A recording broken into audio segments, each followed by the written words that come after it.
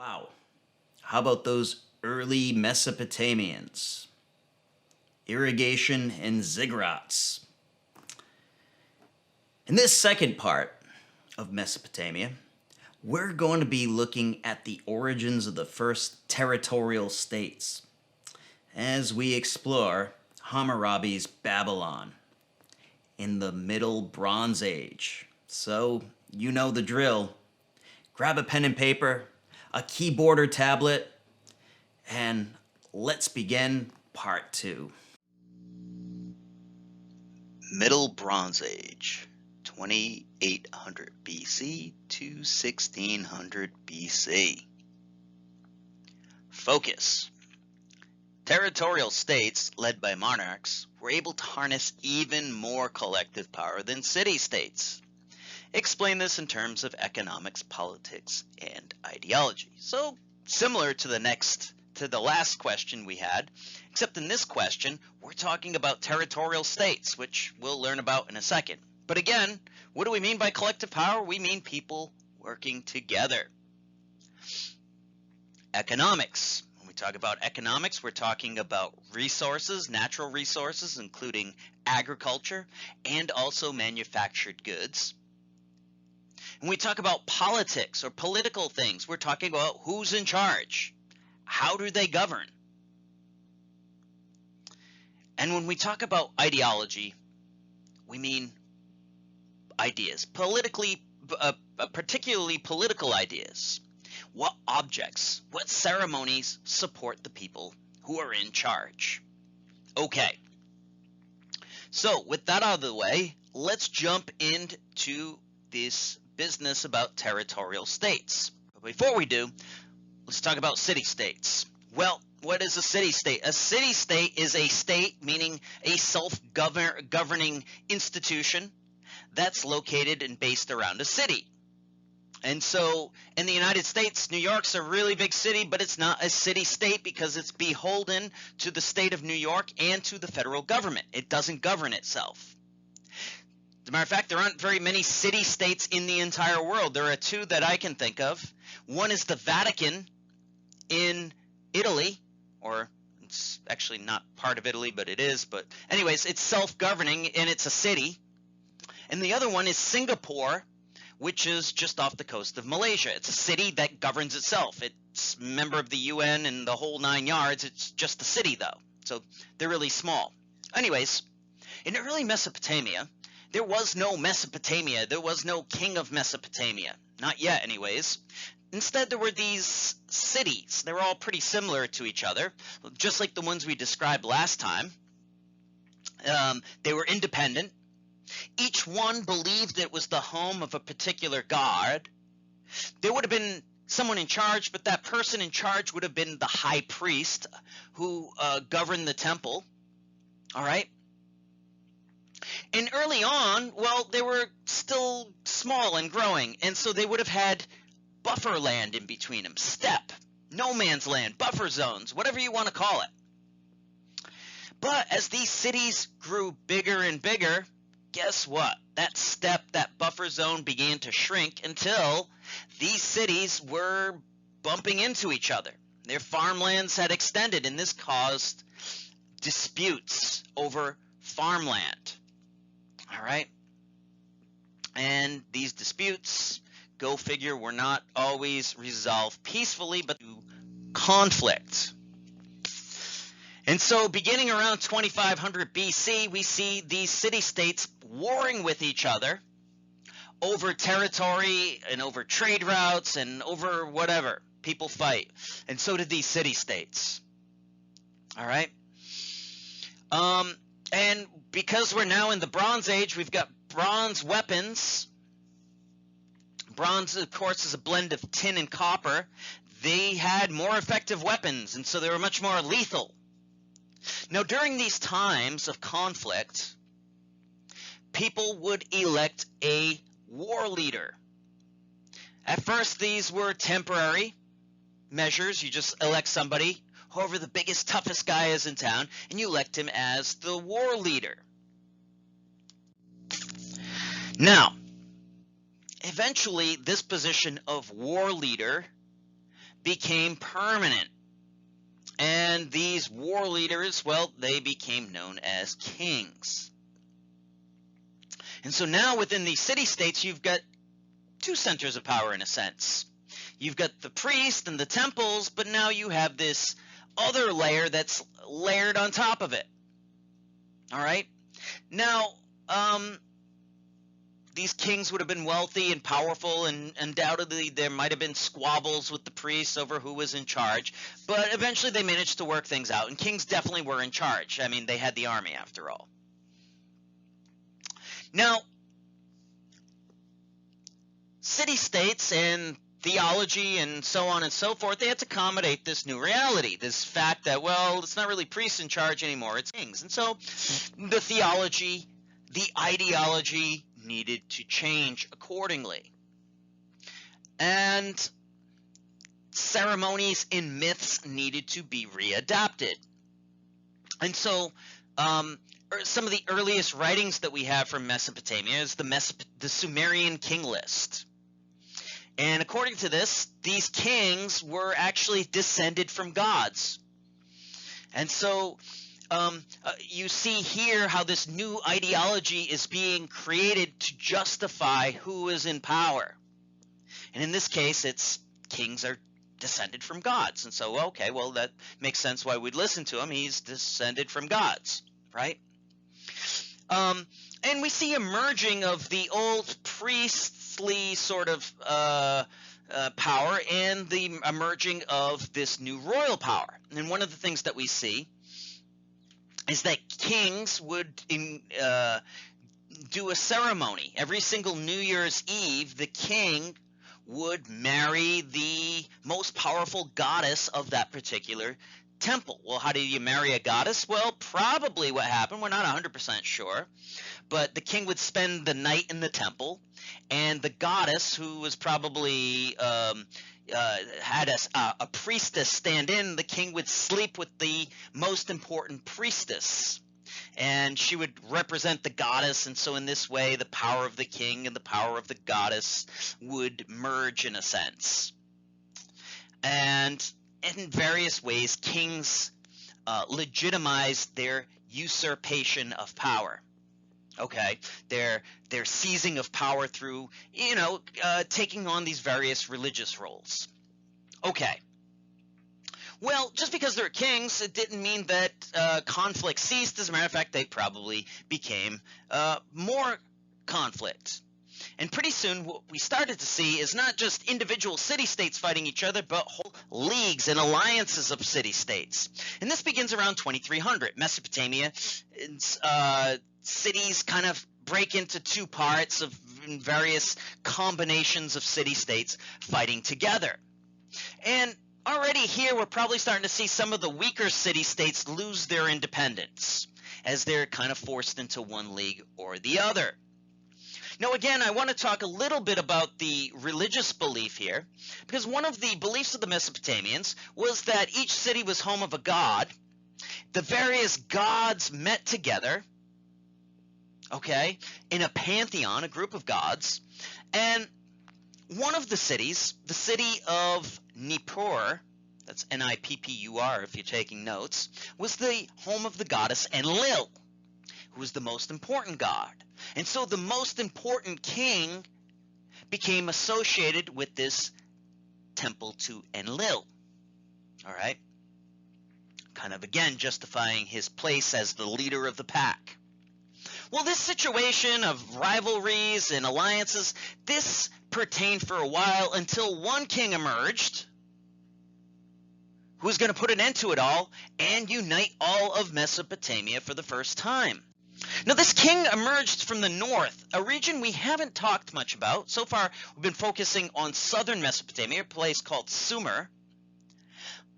But this king emerged from slightly north, a place called Akkad, or the Akkadians.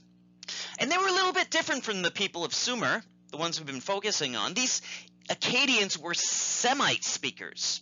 They spoke Semitic languages. You may say, well, what does that mean? Well, Semitic languages are a language family. In modern-day Hebrew, the language of Israel, Arabic, and even Aramaic, they all emerged from this language family. So we still have Semitic languages today, and the Akkadians are really the first civilization, literate civilization that we know of that were Semitic speakers. And we'll see these people throughout the Middle East.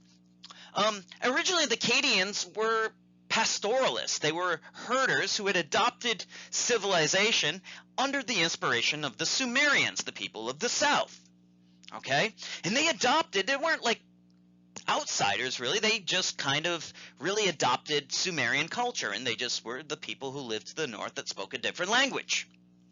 Well, it was under one of these Sumerian kings, a man by the name of Sargon of Akkad, that this area was finally united. Now, one of the things that Sargon seemed to pioneer was the idea of a standing army.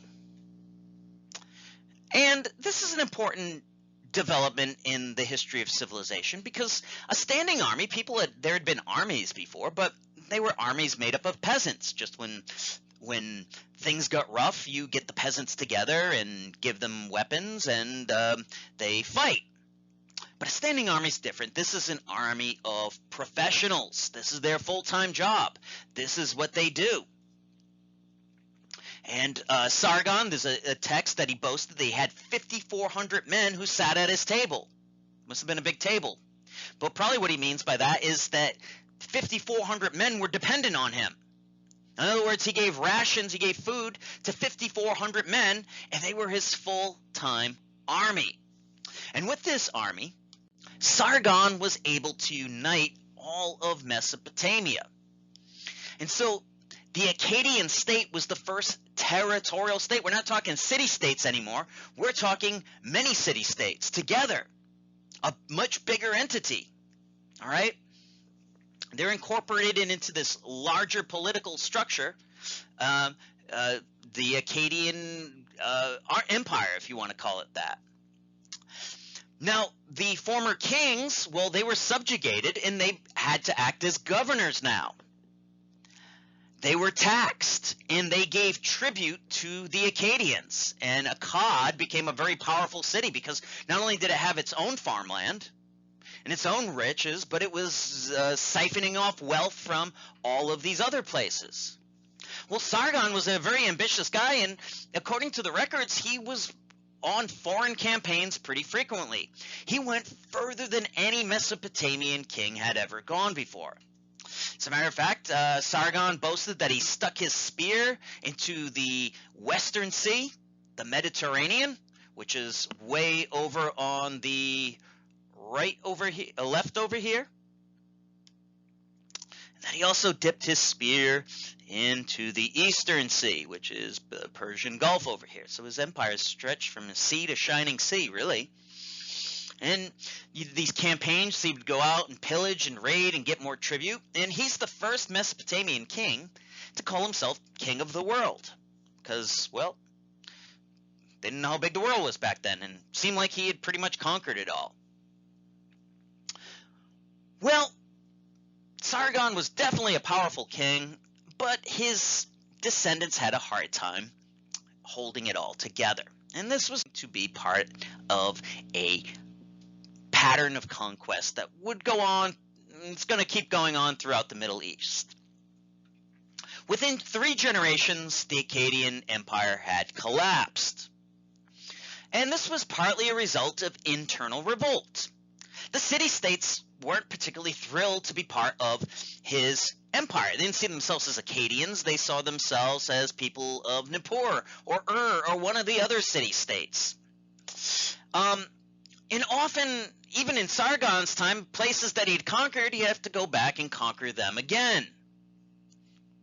Furthermore, the governors that he left in place, well, they weren't really thrilled to now be serving Sargon, and they became rallying points for people who were discontent with the taxes they were now paying to this foreign king. And so part of the problem is the Mesopotamians didn't want to be Mesopotamians. They wanted to be part of their own city-state. Another problem, and this is another problem we're going to see over and over again, are people on the outside. the Mesopotamia was surrounded by warlike tribes, people on the outskirts. And so this is really a pattern of history. The Akkadians had come in as outsiders themselves, probably hard, desert people. They had come in hungry. They had adopted civilization. They had began to thrive, and then they began to lose their edge. They became soft and complacent. And they were in turn conquered by new groups. And so it reminds me of the quote by G. Michael Hoff. Hard times create strong men create good times create weak men create hard times. And so the cycle goes on and on and on. And it's something we'll see throughout this course. Well, one of these groups that had come in and displaced the Akkadians were another group of Semitic speakers, a group called the Amorites, and they were nomads, hardened desert people, and they came in the early second millennium. And the Amorites, one of the cities that they were going to develop was a city called Babylon. And this city is going to be a really important city. Babylon, in their native language, is Babylani, which means gateway to the gods. Now, this was a pretty small, insignificant city until they had a very inspirational leader, a man by the name of Hammurabi. And Hammurabi lived around 792, or he ruled around from about 792 to about 1750 BC. And he built this city of Babylon into a world power. Now, anytime you're going to be building a world power and conquering people, you're going to need an army. We saw this in the case of Sargon, right? You don't really have power unless people really want you there, which is rare, unless you have an army. You need an army. People need to be coerced into cooperation most of the time. It's very rare that it happens voluntarily, but we'll see it actually does happen, and we'll talk about that next time. Well, Sargon, we talked about, had an army, and he talked about his 5,400 men, but it was very difficult to maintain. One of the reasons he was continuously campaigning is because it's expensive, and you need to go out and raid and plunder to get food and resources for this army. And so this is time-consuming. So you need a way to support this army. How are you going to feed all of these people unless you're always raiding and stealing? Well, one way it can be done with an effective bureaucracy. And this is where Hammurabi's Babylon really was an advance over Sargon's Akkadia. So, administration. Those people who do the king's bidding. Well, rather than use local kings like Sargon did, Hammurabi used loyal supporter, relatives. And these people acted as governors, judges, and tax collectors throughout his domain. And even if they're related to you, don't trust them too much. And so he would frequently move people and kept tabs on them. Now, really important to maintain a government, to maintain an army, to maintain these structures are taxes. And so he would collect local taxes. Each city was expected to supply so many taxes to the central government back in Babylon. And he would use this money to support his army, so they didn't have to be on raid and stealing and causing mayhem all the time. They would also support his palace and support Babylon. And so Babylon is going to become very, very wealthy and very powerful because of that. And then being a good administrator and a good king, Hammurabi also used public works, build more irrigation canals, build things up, make this a better place so that I can be even richer and the Mesopotamians can be richer. And so through the use of this bureaucracy, Hammurabi was able to build his state. But one of the problems when you start to talk about a state this big, a territorial state, is communication. Because it's one thing if you're in a city-state where you can have face-to-face relationships with everybody. But once we start talking about hundreds of miles or maybe thousands of miles, it becomes very difficult. Face-to-face communication is no longer possible. Fortunately for Hammurabi and the Babylonians, writing had advanced pretty significantly by this point. It was no longer just used to record economic transactions, but it had been developed into a full-on system of writing. And so Hammurabi was able to communicate to his administrators. He was able to communicate with his generals to call up the troops when he needed them. He was able to create a uniform system of law and then to publish that. And so this is a pretty big step, because what writing really does is it creates a type of virtual world,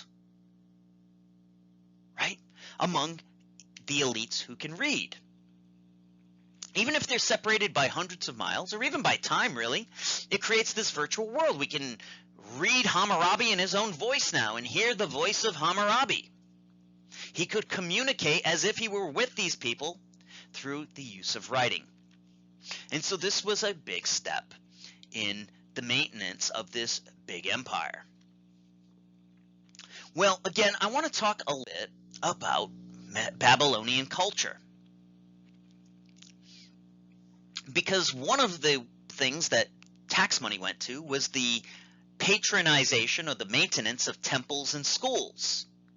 And so it's thanks in part to Hammurabi and Babylon that we know a lot about these old myths, because they were recorded as literature. And a few of them survive even to today. Some of you probably know the Epic of Gilgamesh, one of the first epics in all of history. Another really important one to the Babylonians was the Epic of Creation, the Enuma Elish, which is where Billie Eilish got her name from. No, actually, I don't think she did. But anyways, the Enuma Elish, the Epic of Creation. And the Epic of Creation talked about how the god Marduk, we haven't talked about him before. Well, we haven't talked about him because he was the Babylonian god. I said each city had its own god. Well, he was the god of Babylon. And the Enuma Elish explained how Marduk became king of all the other gods. All the other gods, by the way, and this is important, who represent other cities. And so think, what's going on here? Why are the Babylonian scribes talking about how this kind of new god, Marduk, the god of Babylon, became the king of all the gods? Well, if you're thinking in terms of ideology, well, it justifies Babylon's takeover of all the other cities, because if all the other cities, according to these new myths, are all these other gods that represent these other cities are underneath Marduk, well, therefore it makes sense that Babylon would be the chief among all these cities, right? And themes that we find in the Epic of Creation is how Marduk brought order out of chaos. Probably something Hammurabi saw himself doing, bringing order out of the chaos that existed before his time. How Marduk brought justice. Well, as we all probably know, Hammurabi's going to bring justice with his code of laws. And so there's a lot of parallels between Marduk and Hammurabi. And oh, by the way, Marduk's favorite person in the world is Hammurabi. All right.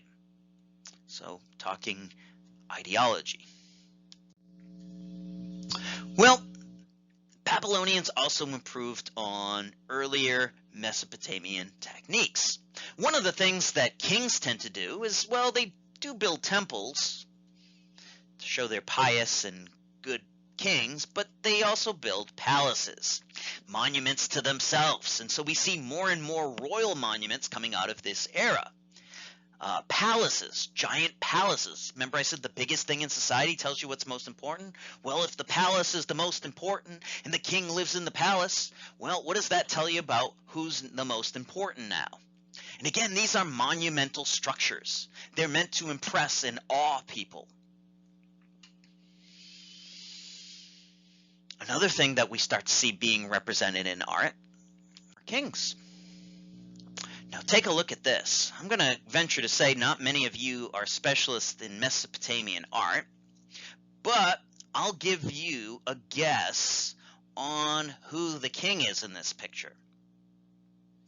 Ding, ding, ding. If you guessed the big guy with horns and sticking spears in people's throats, then you would be correct. And I think you get the message here, and I don't think you're going to be literate even to get this message, is that the king is big, he's powerful, he's not to be messed with, and don't do it or you might end up with a spear in your throat, right? And so we see here he's much larger than everybody, and he's also pretty buff, right? He's sleeveless, and he's got some pretty jacked arms there, right? And you thought that was a new thing. No. Sun's out, guns out, even back in the Middle Bronze Age, compared to these guys over here with their little noodle arms. The king's like, you even work out, bro? Right? And so we can see the message here. King's mighty, he's powerful. And so we didn't see, you know, they do religious sculptures too, but we can see, again, messages being conveyed through art. We all know Hammurabi's law, right? Everybody's heard that. His code of laws. But part of the message is located on the top of the code of laws here. This is Hammurabi standing talking to the sun god Shamash. And the idea is Shamash is giving him a scroll, a tablet with the code of laws. And so the message here is that Hammurabi is bringing the will of the gods to the people through his code of laws. He's a bringer of justice. And so it's a type of royal propaganda, right? Now, it's important, I just want to end by talking a little bit about Babylon and its significance. Because going forward, Babylon is going to be a really important city, even after Hammurabi's time. For about 300 years, Babylon, under the descendants of Hammurabi, is going to be an important city. And it's Babylon that's finally going to unite Mesopotamia. All right, it's going to become the political capital from here on out, the spiritual capital and the cultural capital of this unified region. And a lot of it is thanks to the fact that Hammurabi created this stable form of government. And so finally the identity with your own city-state began to diminish, and to this territorial Babylonian state began to develop. All right, and later on, Mesopotamia becomes synonymous with Babylon. All later rulers seek to establish their throne in Babylon. And it's going to be the holy city. The worship of Marduk is really going to take off. Okay. And so, united Mesopotamia. We end on that. So, what would I like you to do? Well, I want you to answer our focus question. Territorial states led by monarchs were able to harness even more collective power than city-states. Explain this in terms of economics. Why was the state of Babylon way more powerful and prestigious than the city-states that we saw at an earlier time? Why was it so much richer? Who's in charge now? And what sorts of ideologies help to support and keep these people in charge? So take some time, write out an answer, and I'll see you next week.